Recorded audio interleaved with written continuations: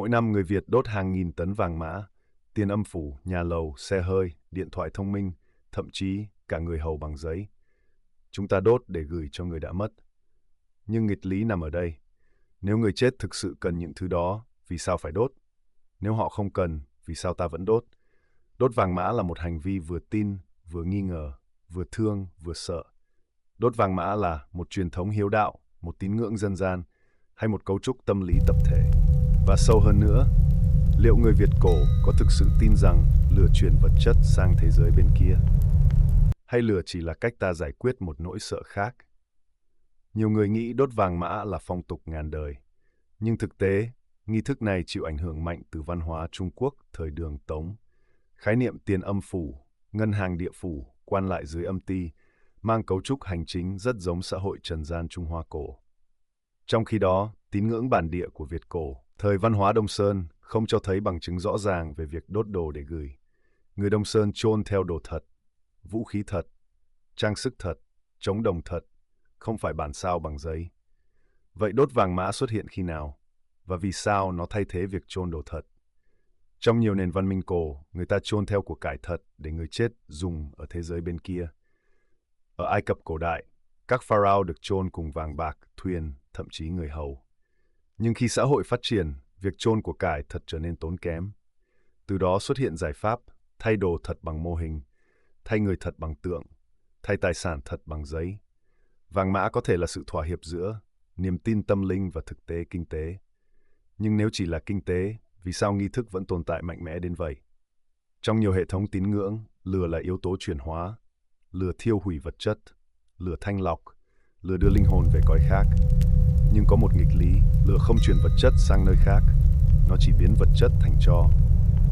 Vậy khi ta đốt vàng mã, ta tin điều gì đang xảy ra?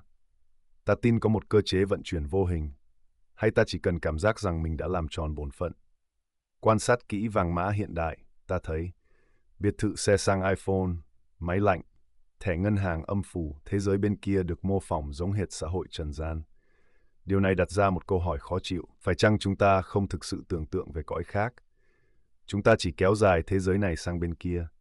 Nếu âm phủ giống hệt trần gian, thì cái chết có thực sự là sự chuyển đổi, hay chỉ là tiếp tục một hệ thống phân tầng khác?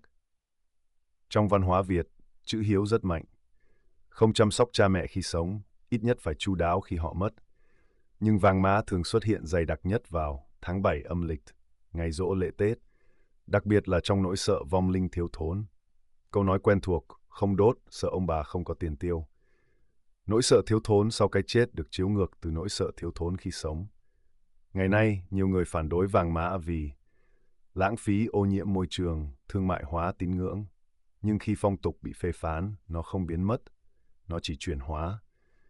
Người ta đốt ít hơn, nhưng đốt cao cấp hơn.